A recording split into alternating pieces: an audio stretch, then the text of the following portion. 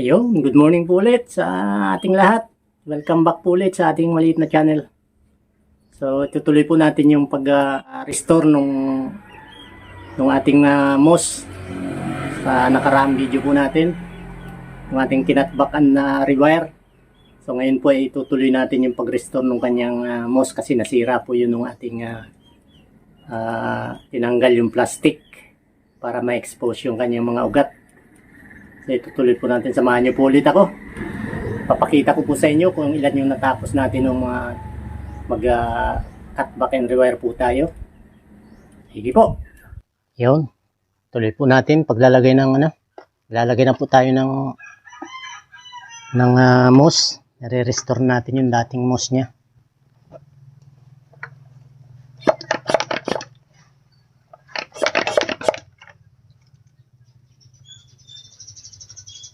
Meron po kasi mga bakante na dahil nung ating tinanggal yung cover na plastic.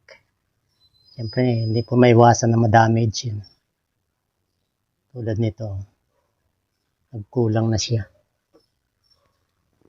So lalagyan po natin ng panibago yan. Ito po yung ating moss. Yan. Yan. Dito ko po kinukuha yan sa likod. Meron po akong kinukunan doon sa likod ng bahay ko . So, yan po. Lagyan natin ng bago.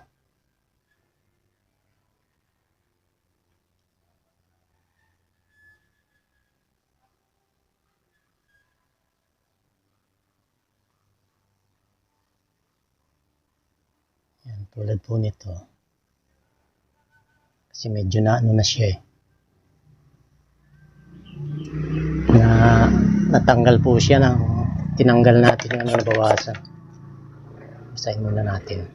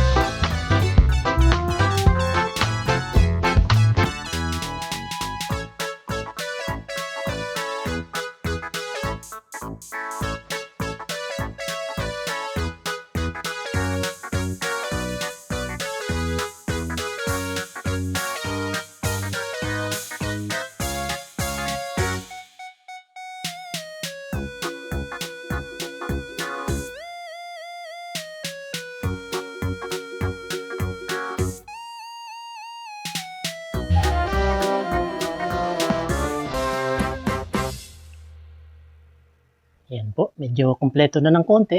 Ayan. Konti na lang kulang. Konti na lang kulang. Mga bato na lang. Ganda na Lalaki na nung kanyang lumapos na ng gusto. Kaya pus na ng gusto dun sa kanyang bato. So ayan po, bali dalawa po yung ating natapos.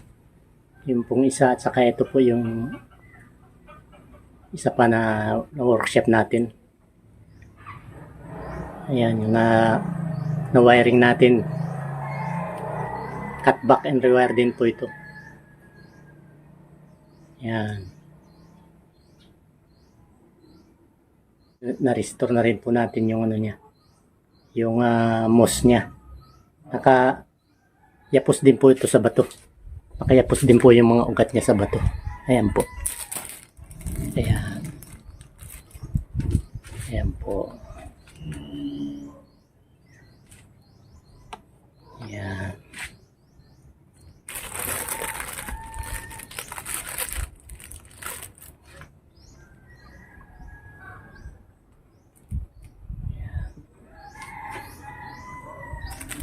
So, bali dalawa po yan.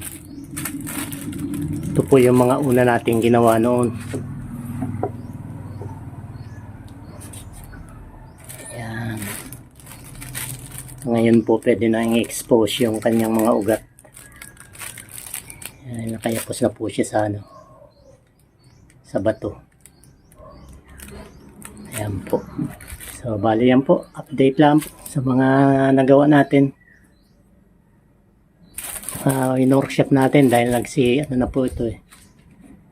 Nag-wild na po lahat yung mga yan. So, kailangan po natin i-restore ulit sa dating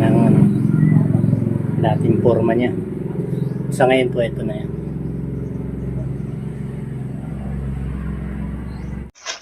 Ito na po. Tapos na po yung ating ginagawa kanina. Ito na po. Kompleto na po yung moss niya. Hanggang dun sa bato. Ayan, ayan po. Kompleto na po siya. Ayan. Dati po noon may balot pang plastic. Ngayon, ito na po siya. Malalaki na yung kanyang ugat. Ayan. Nakatba ko na ulit. Ayan. Na-rewire ko na po ulit.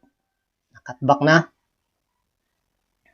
Naibalik na natin sa dating forma niya. Ayan. Pero mas malaki na po ang ano niya ngayon. Mas malaki na ang ugat at saka naka-expose na yung ugat niya. Ayan. Naka-expose na po siya. Ayan. Kayapos na po yan sa bato. So, matibay na po yan sa bato. Kayapos na po siya. So, ayan po. Ayan po yung ating final. Sana po nagustuhan ninyo ito. Nakapagbigay ako ng kaunting aral habang although hindi po ako expert to, ako po ay nag-aaral pa lang. Newbie pa lang po ako.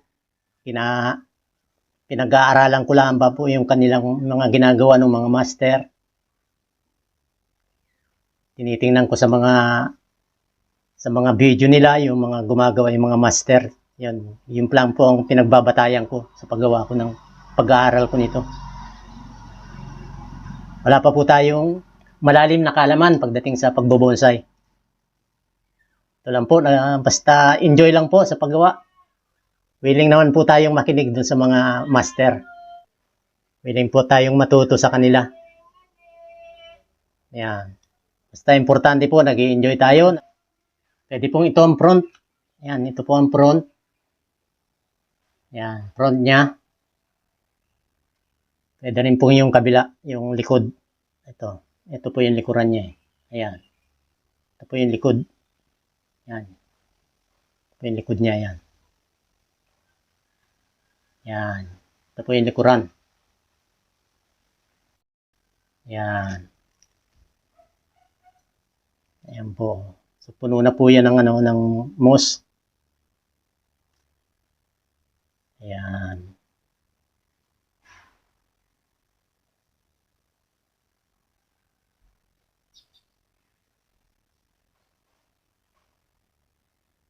Malaki na po siya.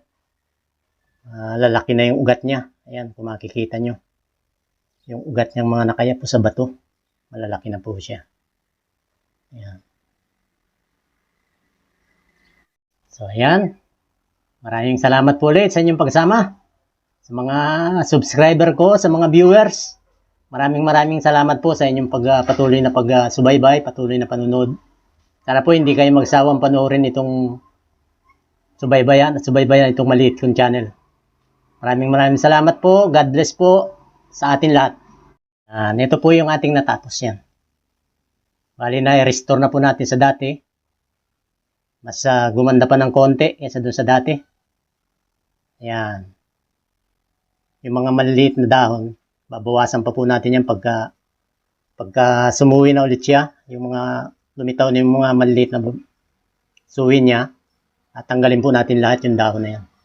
Para ma-reduce yung size ng ano. Maliliit na po to. Medyo maliliit na, natanggal ko na po yung mga malalaki. So, ayan po. So, sana nagustuhan niyo po ito. At kung nakapagtanggal ako ng kaunting stress sa inyo, baka pwede pong makisuyo. Inaanyahan ko po kayo na subscribe itong aking channel. Pindutin yung like button. Pakishare na rin po para at least makita ng mga na-interest na matutong magbonsai. Maraming salamat po. God bless po. Mag-iingat po tayo palagi. Ayan, ito na po yung ating dalawang natapos. Kumpleto na po siya. I-restore na natin yung mga moss nila. So maraming salamat po sa inyong pagsama.